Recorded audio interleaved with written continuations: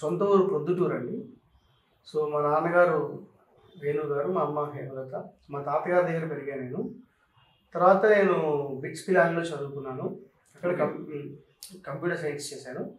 దాని తర్వాత జాబ్ చేస్తూ ఉండగా రామాయణం పైన కొంచెం ఇష్టం పెరిగి దాని మీద రీసెర్చ్ చేయడం, తర్వాత అది ఇష్టం కాస్త ప్రేమగా మారటం, దానికోసం ఇంక జాబ్ అంతా వదిలేసి రామాయణం మీద ఉండటం చేస్తున్నాను.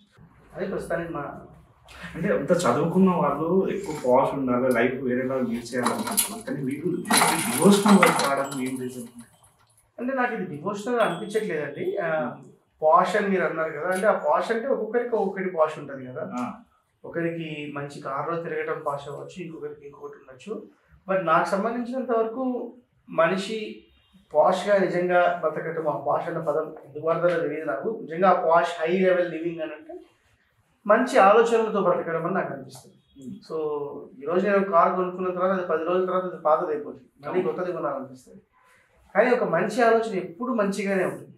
సో మంచిగా బ్రతకటము, మంచి ఆలోచనలతో బ్రతకటం, సమాజం కోసం బ్రతకటము, 10 మందికి మంచి చేస్తూ మనకు మంచి జరగాలి, 10 మందికి మంచి జరగాలి. మనల్ని ఏదో సాక్రిఫైస్ చేసేసుకునేసి 10 మందికి మంచి చేయాల్సిన అవసరం అయితే ఈ రోజుల్లో లేదు. ఏదో స్వతంత్ర పోరాటం చేసేసి, యుద్ధాలు చేసేసి, ప్రాణాలు త్యాగం చేయాల్సిన అవసరం ఈ రోజు లేదు కదా.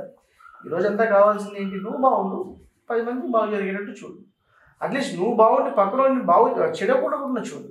సమాజానికి మనము నీటిని పొల్యూట్ చేయకుండా ఉంటే చాలు, గాలిని పొల్యూట్ చేయకుండా ఉంటే చాలు, మనం బతుకుతూ మిగతా వాళ్ళని బతికే విధంగా వదిలేసినా చాలు. సో నా దృష్టిలో ఇదే పాషన్ అనిపిస్తుంది. మీరు అన్నారు మరి డివోషనల్ సైడ్ వచ్చారని అన్నారు. నాకు సంబంధించినంత వరకు రామాయణం డివోషనల్ సైడ్ కాదండి. ఇది సామాజికంగా ఎంతో ఉపయోగపడే ఒక కేస్ స్టడీ ఆర్ చరిత్ర, మన జాతి చరిత్ర రామాయణం. సో హిస్టరీ అని అంటాను నేను.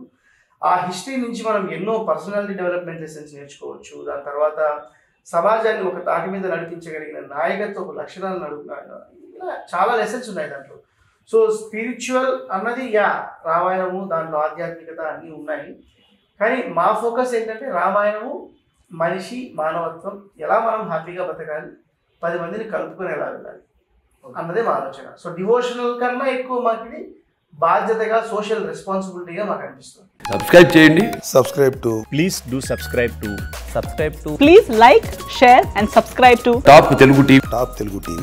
Top Telugu TV.